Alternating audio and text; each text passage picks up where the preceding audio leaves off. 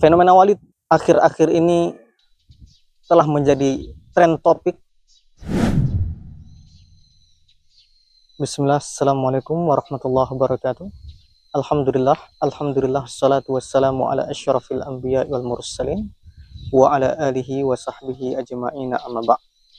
Disebutkan dalam kitab-kitab ulama bahwa di antara salah satu dampak besar kemaksiatan adalah di mana suatu kemaksiatan yang dilakukan oleh satu orang dapat menyasar kepada orang-orang yang ada dalam komunitasnya, orang-orang yang ada dalam lembaganya, atau orang-orang yang terlibat dengannya. Tidakkah kita ingat di dalam peperangan Uhud, di mana pemanah Rasulullah Shallallahu Alaihi Wasallam tidak mengindahkan perintah Rasulullah Shallallahu Alaihi Wasallam. Mereka disuruh untuk menjaga pos penting dalam peperangan Uhud, namun kemudian mereka tergiur dengan kenikmatan duniawi, lalu mereka melanggar perintah Rasulullah Shallallahu Alaihi Wasallam. Buah dari kemaksiatan pemanah ini adalah berupa kekalahan bagi kaum muslimin. Lebih daripada itu, bahkan Rasulullah Shallallahu Alaihi Wasallam pun ikut terkena imbasnya.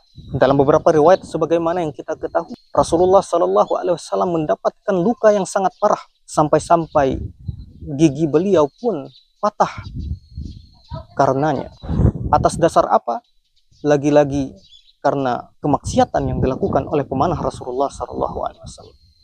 Ya, kemaksiatan yang dilakukan oleh segenap orang dapat menyasar orang-orang yang terlibat dengannya, orang-orang yang berada dalam komunitasnya. Para pemirsa yang dirahmati oleh Allah Subhanahu wa Ta'ala, dalam konteks kekinian kita bisa melihat dan mengangkat fenomena Walid sebagai contoh nyata dari apa yang kita sampaikan barusan. Fenomena Walid akhir-akhir ini telah menjadi tren topik. Fenomena Walid adalah fenomena di mana seseorang menyalahgunakan posisinya sebagai tokoh Islam dan menggunakannya untuk memenuhi hasrat seksualnya. Tampaknya film yang berjudul Bid'ah tersebut bukanlah hanya sekedar film belaka, tetapi dia adalah film yang mengangkat isu-isu yang terjadi dalam dunia kita.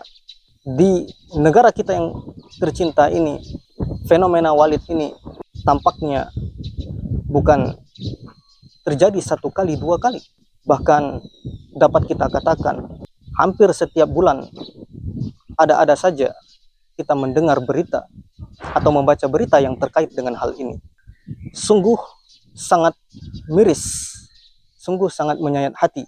Begitu banyak korban-korban, baik itu dari kalangan santriwati, bahkan lebih parahnya dari kalangan santri sekalipun ikut terkena korban dari tokoh yang bejat ini. Tadi kita katakan kemaksiatan yang dilakukan oleh satu orang dapat menyasar satu komunitas yang berkaitan dengannya. Maka coba kita analisis dan lihat bagaimana kemaksiatan yang dilakukan oleh satu tokoh pendidik yang ada dalam lembaga Islam ini dan bagaimana imbasnya. Yang pertama yang terkena imbas tentu adalah lembaga pendidikan yang dia bina itu sendiri. Pesantren yang dia ada dalamnya. Nama pesantrennya tercoreng, citra pesantrennya menjadi buruk dalam pandangan masyarakat. Sehingga orang-orang tentu tidak mau lagi memasukkan anaknya ke dalam pesantren tersebut.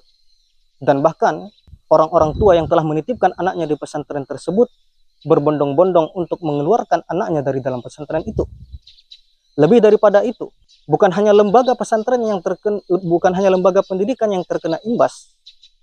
Lebih daripada itu, secara umum, lembaga-lembaga pendidikan Islam, pesantren-pesantren Islam yang ada di Indonesia secara umum pun terkena imbasnya.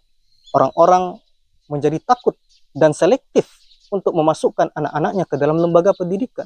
Dan lebih parahnya, nama Islam pun citranya menjadi buruk, sehingga muncullah gerakan-gerakan anti-Islam atau yang disebut dengan Islamofobia. Maka kami ingin sampaikan kepada segenap tokoh-tokoh Islam, kepada segenap pendidik-pendidik Islam, hendaknya memikirkan kembali imbas dari apa yang dia lakukan. Karena oleh sebab antumlah orang-orang tidak mau lagi menitipkan anaknya ke pesantren. Karena oleh sebab antumlah orang-orang tua takut memasukkan anaknya ke dalam lembaga-lembaga pendidikan Islam. Karena sebab antumlah munculnya gerakan-gerakan anti-Islam Ketika muncul gerakan-gerakan anti-Islam, maka secara tidak langsung antumlah menjadi penyebab orang-orang menyerang agama Islam itu sendiri. Dan antum juga lah yang menjadi penyebab orang-orang tidak beribadah dan tidak menyembah Allah Subhanahu wa Ta'ala. Ini kiranya yang dapat kami sampaikan. Semoga ada manfaat. Subhanakallahumma bihamdika asyhadu an la ilaha illa anta astaghfiruka wa atubu ilaik. Assalamualaikum warahmatullahi wabarakatuh.